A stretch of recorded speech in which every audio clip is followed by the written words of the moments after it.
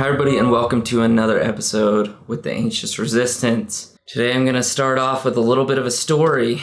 Say it's 3 a.m., you're wide awake, staring at the ceiling as the hours tick by. You know you have a busy day ahead, but you just can't seem to turn off your racing thoughts. Does this sound familiar to anyone? I know it's familiar to me, and you're not alone. Insomnia is a common sleep disorder affecting millions of people worldwide, but did you know that it's strongly linked to depression? Depression and insomnia often go hand in hand, with one exacerbating the other. Studies have shown that people with insomnia are at a higher risk of developing depression, and people with depression are more likely to experience insomnia. In fact, up to 90% of people with depression report some degree of sleep disturbance. So the relationship between depression and insomnia is complex. Insomnia can cause a range of negative effects on mental health, such as impairing cognitive function, increasing anxiety and irritability, and leading to a decreased quality of life. Additionally, the lack of restful sleep can contribute to the development and maintenance of depression. Conversely, depression can cause sleep disturbances such as difficulty falling asleep, waking up too early, and insomnia. While the link between depression and insomnia is well established,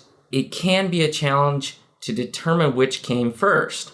In some cases, insomnia may be a symptom of an underlying mood disorder, while in other cases, insomnia may be a contributing factor to the development of depression. So it's hard to know which one is the cause and which one is the symptom. It really depends on the person and the specific circumstance. Fortunately, though, there are effective treatments available for both depression and insomnia. Cognitive behavior therapy is a common treatment option for both conditions, which can help individuals learn effective coping mechanisms and behavioral changes to improve sleep, hygiene, and reduce negative thoughts or moods. Additionally, medication options such as antidepressants or sleep aids may also be appropriate for some individuals, although they should be used only under the advice and supervision of a healthcare professional. So in conclusion, the relationship between depression and insomnia is complex, with each exacerbating the other. It is important to recognize the signs and symptoms of both conditions and seek treatment early on. Cognitive behavior therapy is an effective option for both conditions and can improve sleep hygiene and reduce negative moods or thoughts. Okay, so before we wrap up the end of the video here, I want to share with you my personal experience with insomnia. So I started having trouble sleeping as a teenager, maybe even as a kid. I got a lot of nightmares and things like that. But I noticed the real insomnia started when I was a teenager. So some nights I would use some melatonin or something kind of more benign like that to help me sleep. This was way before I ever had my first anxious episode or depressive episode, and so it was something that maybe I just was kind of used to. But I also didn't like staying out late. Many of my friends back at the time could probably attest to that, me falling asleep on the floor while we're watching a movie or whatever. So it's something that I believe has been ingrained in me, and I think may have contributed to some of the issues that I had, especially as a teenager and in my young 20s. But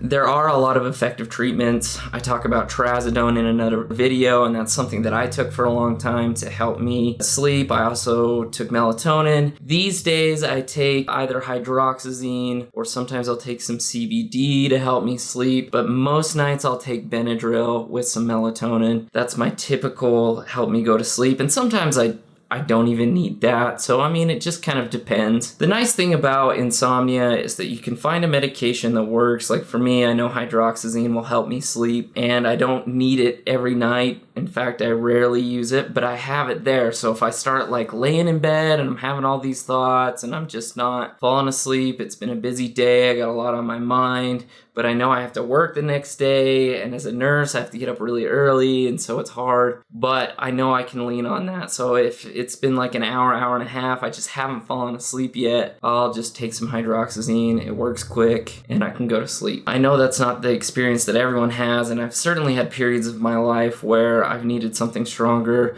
like trazodone. I've also used some other medications before, and I've had to do a lot of work on my sleep hygiene over the years. Make sure I have a sleep routine, make sure that I'm going to bed, or at least I try to go to bed at the same time every night. But it's a difficult thing, especially in the world we live in. So insomnia is difficult. When you have depression, it's even more difficult. And sometimes when you have one, it leads to the other. So it's a complicated issue. But if you have any questions about insomnia and how it's linked to depression, ask them in the comments section below. You can read the full article that I've written about this at our website, which will be linked in the description. And thank you so much for watching and supporting us. We appreciate you so much. Thanks.